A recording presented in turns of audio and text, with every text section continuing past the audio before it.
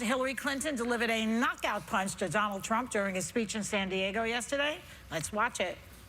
Now imagine Donald Trump sitting in the Situation Room, making life or death decisions. Do we want him making those calls? Someone thin-skinned and quick to anger who lashes out at the smallest criticism.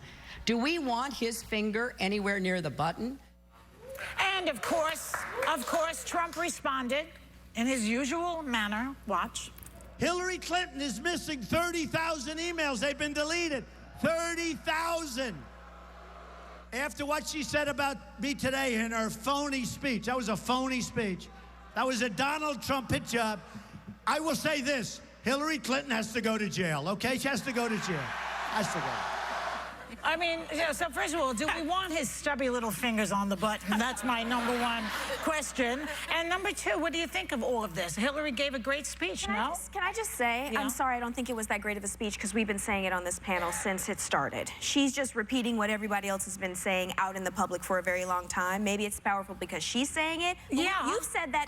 But you've said it before, Joy. Yeah, but I'm not running for president. And I think for me, I was excited to finally see her say it. I understand what you're saying, but I wanted her to get some fire under her and get passionate and excited, and that speech definitely has me moving towards Team Hillary. I don't know. I think that she said it before. She hasn't said it all in one big lump sum like she did last night, but she's had sound bites throughout and retweeting other people. And maybe like you said, it's just one big lump sum, but I'm not surprised. Raven, that this showed personality? She was witty, she was funny? No, she showed personality before. It's not my fault To that you. other people... To Yeah, you. it's not my fault that other people automatically go, she's a woman, she's supposed to smile and have sexist, you know, connotations of what she should be. I saw the personality before. Yeah. When she was First Lady. I already knew what I was getting into. I'm not really surprised at this speech. I think she's doing it because when you poll people and you ask them who they trust on the economy, but also on national security and particularly on terrorism and ISIS, it's huge. A lot of times people will, though, say Donald Trump. A recent Gallup poll, they'll say Donald Trump on ISIS.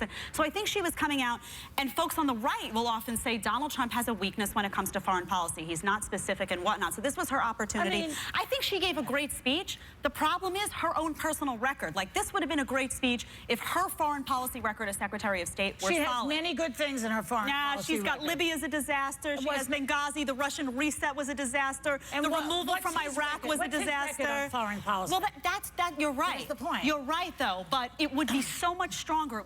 I thought she gave a great speech. But if her record were there to back it up, I think she would have had a lot more support. All right. Wait, there was a reaction today.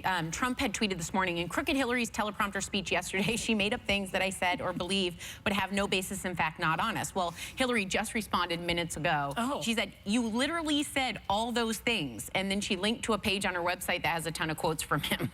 He doesn't even remember. Maybe he has Alzheimer's. He doesn't remember what he said. He's either a liar or something's wrong with, you know. That's what I keep saying about Hillary. She's either a liar or she's inept. But his thin skin is like, That's true. you know, if, God forbid, Putin sends a negative tweet to him, we'll all go up in smoke. The thing that makes me nervous about the thing that makes me nervous about Trump in this instance is he has said that he knows more about ISIS and that he's not going to listen to generals necessarily. Politicians are politicians, but you better go in knowing that part of the reason anyone trusts one particular president is they have tons of great minds around them that know the most in their specific areas. When Trump says, I'm not going to listen, I know more than they do, that scares me more because you better go in saying you're going to listen to this team of experts. Yeah, but one of his experts is going to be Sarah Palin. That's pretty scary. But do you know, we don't know that. I'll tell you what scares me is that both of the people that are the forerunners or possible, you know what I'm saying? They both have legal problems. I mean, I didn't know that was actually possible for you to run. For instance, if you run for President Hillary, she's going through a federal investigation. And Trump himself has 3,500 lawsuits on his belt. I didn't even know. I thought you had to kind of be squeaky clean a little bit for you to run for the President of the United States and not like in investigations while you're trying to get us to vote for you. No, to get into the CIA, you have to be really good, but like to be president, you don't. Not so much front runners. That's what I was going to say. Different. I find that Mr. President, you just have to wear a hat. Well, if anybody wants to know, there's also Jill Stein and Gary Johnson on other people's parties that I will continue to say until the election happens, because y'all need to know that there's other people running out there for president. But don't you think it'll be funny to see what Trump nicknames if this comes to pass? Because one of my favorite things is when he comes out of the gates calling her crooked Hillary, little Marco, little spelled with 2 D's, little Marco, Lion Ted Cruz. I want to see when he starts tweeting about world leaders. I just need to see this, the monikers he gives everyone. That's the scary part. How about Pukey Putin? Because you know that's how he's going to tweet, like what's coming out. Kooky Kim Jong-un.